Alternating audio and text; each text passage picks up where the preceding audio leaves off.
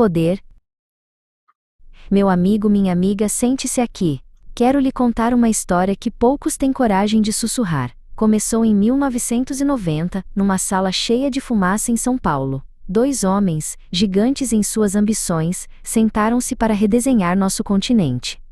Um sindicalista brasileiro com um jeito de falar que encantava as massas, o outro um militar venezuelano com fogo nos olhos. Eram Lula e Chávez.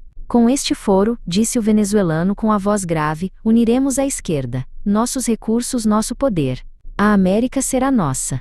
O brasileiro riu, um som baixo e sinistro que não combinava com seu sorriso.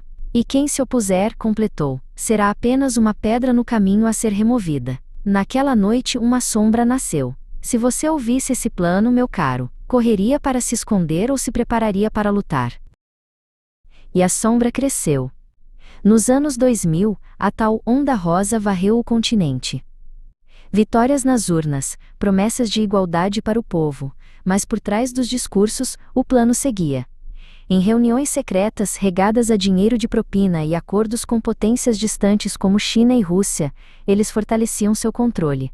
O povo humilde, que sonhava com pão, via o poder se concentrar nas mãos de poucos. Começaram a surgir heróis, vozes corajosas que não se vendiam. E nos corredores do poder, a ordem era clara.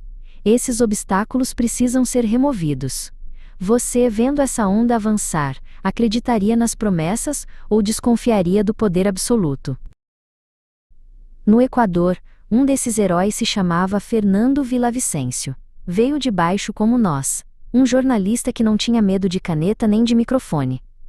Ele investigou a fundo o governo de Correia, um aliado do Foro, e descobriu a podridão, ligações com o narcotráfico, contratos sujos com a China. Uma noite, fugindo de capangas, ele conseguiu um documento que era a prova final.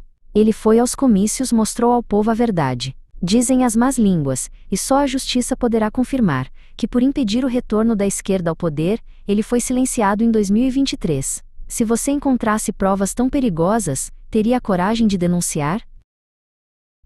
No Haiti, a terra mais sofrida, um homem simples virou presidente.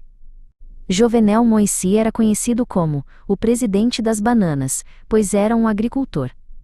Ele viu seu povo depender do petróleo subsidiado da Venezuela, uma coleira disfarçada de ajuda.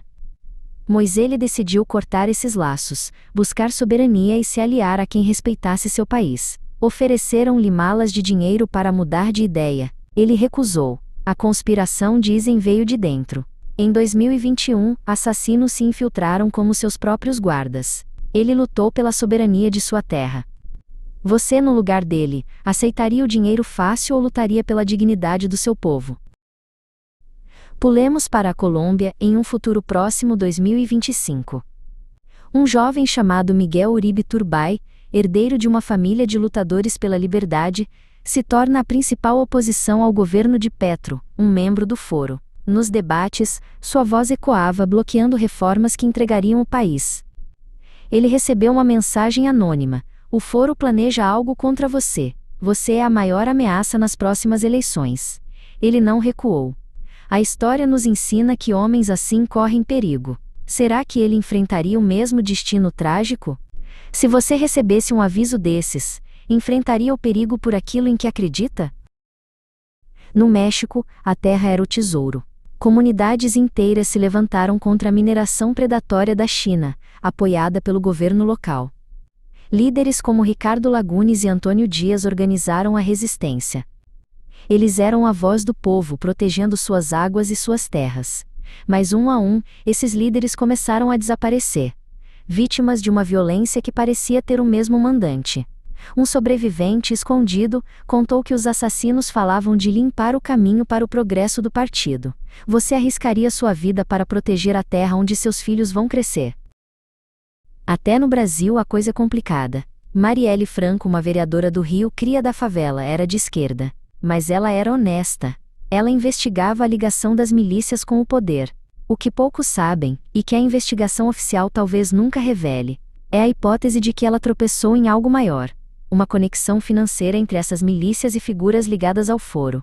Um acordo para manter a paz em troca de votos e poder. Ela era uma ameaça para todos os lados. Em 2018 sua voz foi calada.